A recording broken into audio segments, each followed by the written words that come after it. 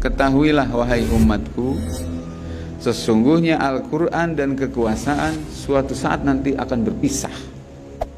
Sayaftarikoni, pakai sin tanpis. Artinya apa? Pada saat Rasulullah bersabda, kekuasaan dan Quran itu menyatu.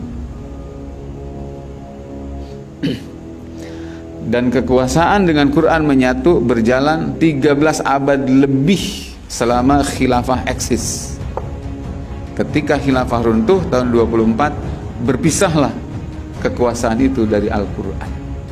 Apa yang disabdakan oleh Nabi nyata, karena Nabi tidak berkata berdasarkan nafsu, melainkan berdasarkan wahyu.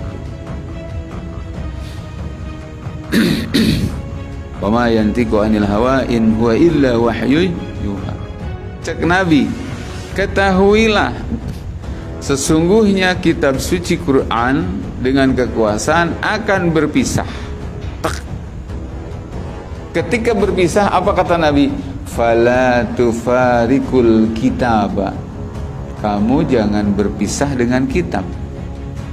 Lebih baik berpisah dengan kekuasaan.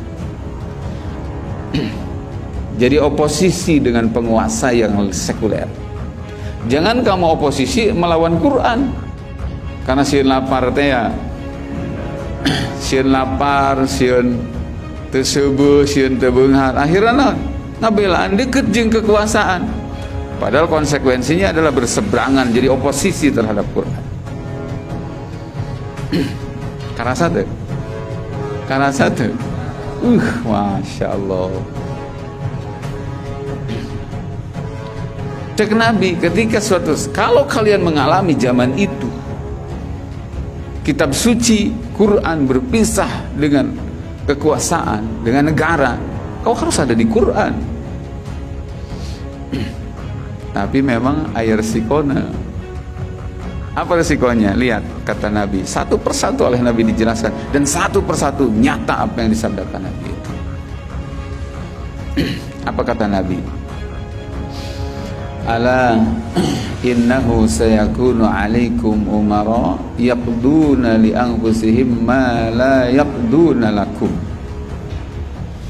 Nanti akan ada para umaro, ya, para penguasa dengan dalih menegakkan hukum, tapi hukumnya selalu memenangkan untuk mereka dan golongannya. Tidak pernah berpihak untuk kebaikan kalian, tapi untuk kebaikan dan keuntungan mereka saja. Ya, yaqduna li anfusihim ma la yaqduna lakum. Satu. Berikutnya nih, kata Nabi, in asaitumuhum qatalukum.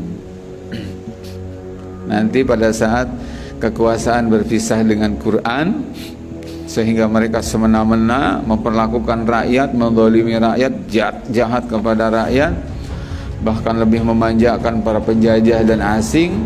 Kata Nabi, pada saat itu nanti, in asaitumuhum qatalukum. Kalau kamu melawan mereka, mereka akan bunuh kalian. Nabi udah bilang. Terus wa in ata'tumuhum adallukum. Kalau kalian ikuti mereka, mereka akan menyesatkan kalian. Jadi kata Nabi cuma dua, antara dibunuh atau disesatkan.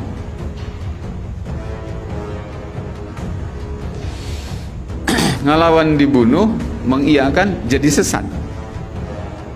Tuh, pilihan. Bagi orang yang beriman, dia tidak akan berpikir cuma dunia, akhirat.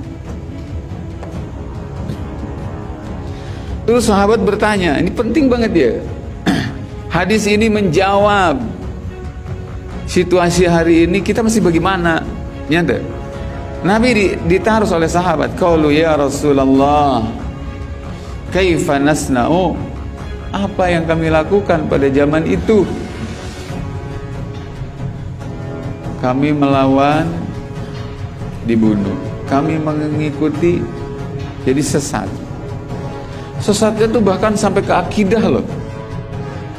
Dan hari ini teman-teman semua, kita bisa menyaksikan betapa orang-orang yang hari ini merapat kepada para penguasa yang sekuler, yang sangat-sangat aromanya tuh menyengat banget, tersep ke Islam teh. Itu telah menyebabkan banyak orang tersesat. Kita bisa dengarkan kata-kata dia. Contoh, pengen contoh. Ada seorang laki-laki. Itu dia mengatakan, dulu mengatakan khilafah syariat Islam yang tertolak.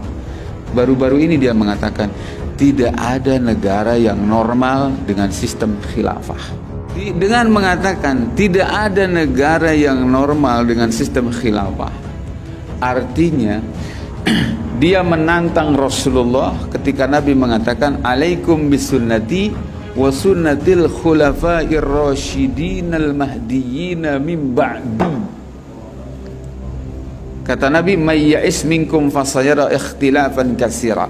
Hai sahabat-sahabatku, siapa yang nanti panjang umur setelah aku meninggal nih, kalian panjang umur, kalian akan menyaksikan perikhtilafan yang banyak di tengah umat ini. Semua mengklaim Islam. Kata Nabi, supaya kalian selamat, tidak tersesat, kuncinya alaikum bisunnati. Kau harus ikuti sunnahku. Wa sunnatil khulafa'ir rasyidin. Camkan kalimatnya. Dan ikuti sunnah para khalifah. Khulafa itu jamak daripada khalifah. Rasul tidak menyebutkan wa sunnati Abi Bakar wa Umar wa Utsman wa Ali. Padahal yang dimaksud itu. Tapi yang disebut jabatannya. Kenapa? Agar umat tahu bahwa mereka itu adalah kepala khalifah, kepala negara. Lain kepala suku, paguyuban. Lain kepala negara. Lain paguyuban kaum Ansor. Bukan. Kaum Muhajirin, bukan. Kepala negara. Dan ketika Nabi menyebutkan wasunnatil khulafa, itu Nabi pakai sifat ar-rasyidin. Rasyidin itu artinya apa? Orang-orang yang dalam petunjuk. Tidak satu sifatnya, Nabi kasih sifat lagi al-mahdiyyin. Mereka yang dibimbing oleh hidayah Allah. Karena mereka dalam petunjuk Allah, dalam hidayah dari Allah menjadi kepala negaranya, maka puncak negara yang paling normal adalah di zaman khalifah. Tapi si aki-aki yang ngomong tidak ada negara yang normal dengan sistem khilafah. Tong aneh. Dan Nabi nyebutkan gitu. Kata Nabi dalam satu hadis, al ulama umanaullahi fil ardi. Para ulama itu adalah orang-orang terpercaya yang Allah turunkan di bumi. Ulama itu adalah sejatinya, aslinya ulama itu adalah makhluk-makhluk kepercayaan Allah. Umanaullahi fil ardi malam yukhalitu as-sultan, selama mereka tidak banyak campur dengan penguasa. Nabi yang bilang. Jadi lamun terlengket jeung para penguasa, dia bisa dipercaya. Mereka adalah kepercayaan Allah di bumi. Selanjutnya kata Nabi, fa in khalatu, kalau mereka itu sudah campur baur dengan penguasa, apalagi menjadi bagian dari penguasa itu, Nabi yang bilang, khanu, mereka pasti menjadi pengkhianat Allah. Jangankan kalian umat, Allah dikhianati, Rasul dikhianati.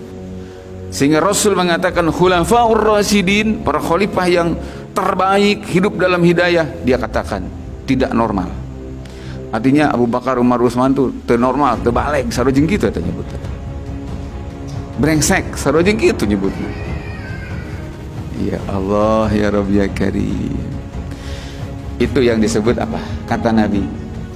Cuma dua menghadapi situasi gending seperti ini. Kau taat, kau melawan, kau diperangi. Kau taat, kau disesatkan. Paham? Sahabat bertanya, ya Rasulullah, apa yang harus kami lakukan? Jawaban Nabi, kama sona ashabu Isa bin Maryam. Kau harus berbuat sebagaimana para sahabat Nabi Isa bin Maryam. Kenapa? Nusyiru bil manashir. Mereka itu karena keimanannya oleh orang kafir sampai digergaji. Wa humilu 'alal khashab, dicincang-cincang. Kau harus seperti mereka, kata Rasulullah. Mautun fi ta'atillah khairun min hayatin fi maksiatillah. Mati karena taat kepada Allah itu yang berharga dibandingkan hidup dalam maksiat kepada Allah. Bisa disimpulkan? Bisa disimpulkan jemaah sekalian? Nah, itu hadis Nabi riwayat Imam